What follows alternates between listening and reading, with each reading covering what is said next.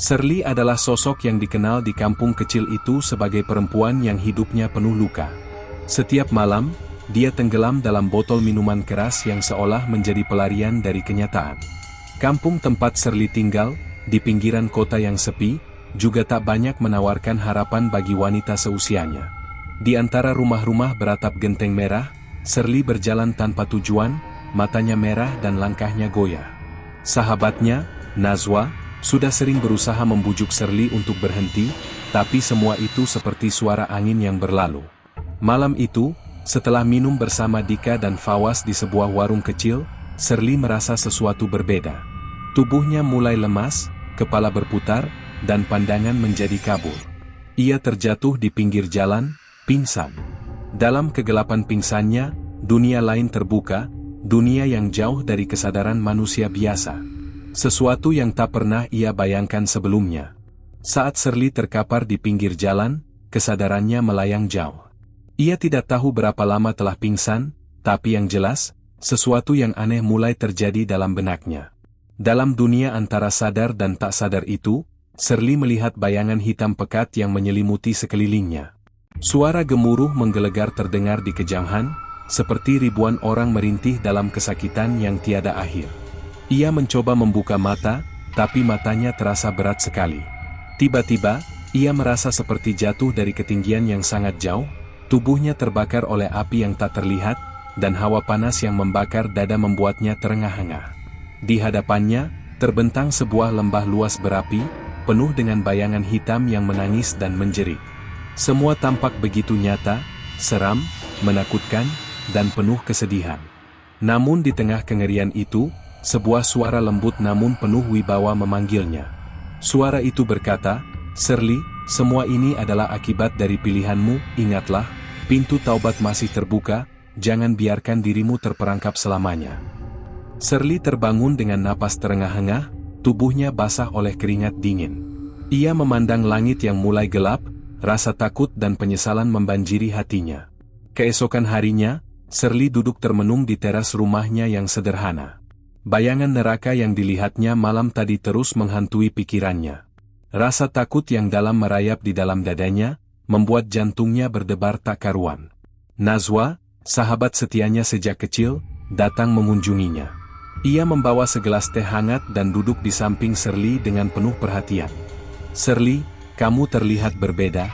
Apa yang sebenarnya terjadi malam tadi?" tanya Najwa lembut.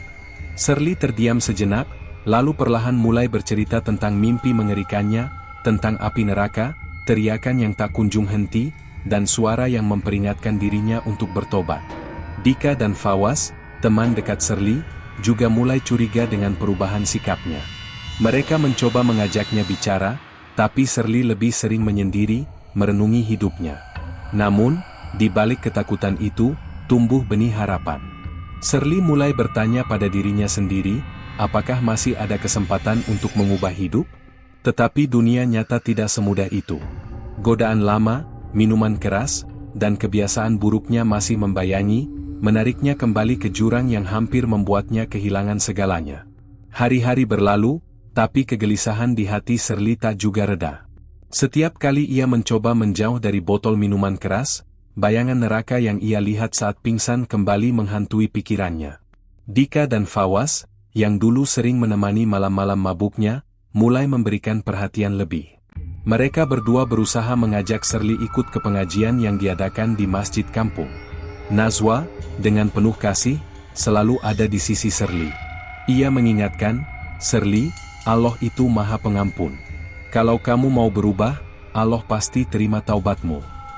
Namun, Shirley sendiri merasakan pergulatan yang sangat berat. Nafsu lama terus menggerogoti kemauannya.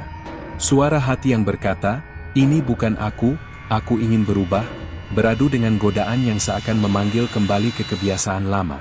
Suatu malam, saat hampir menyerah, Shirley menangis terseduh-seduh. Ia berdoa kepada Allah dengan hati yang tulus, memohon agar diberi kekuatan untuk menolak segala godaan dan mengubah nasibnya. Di saat itulah, sebuah ketenangan aneh menyelimuti hatinya. Ia merasa ada cahaya kecil yang mulai menerangi gelapnya hidup. Malam itu, Shirley kembali menghadapi godaan terberat dalam hidupnya. Botol minuman keras tergeletak di meja, mengundang dengan bisikan yang menggoda. Nafasnya memburu, tangan gemetar, dan seluruh tubuhnya berontak antara ingin menyerah dan melawan. Tiba-tiba, ingatan tentang neraka yang pernah ia lihat saat pingsan menyeruak dalam pikirannya, teriakan, api yang membakar, dan suara penuh wibawa yang memperingatkan. Shirley menggenggam erat tasbih pemberian Najwa, berusaha menenangkan hatinya.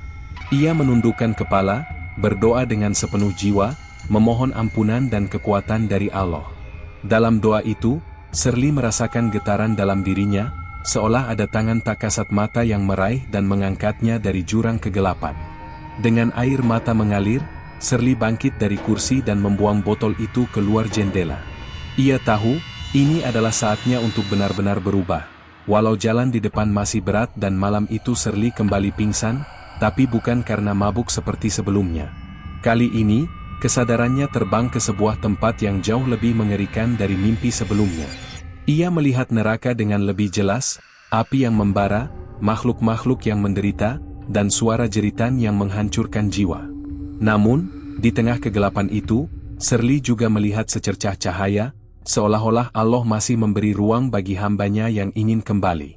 Sebuah suara lembut mengingatkannya, "Shirley, jangan biarkan dirimu terjerumus selamanya.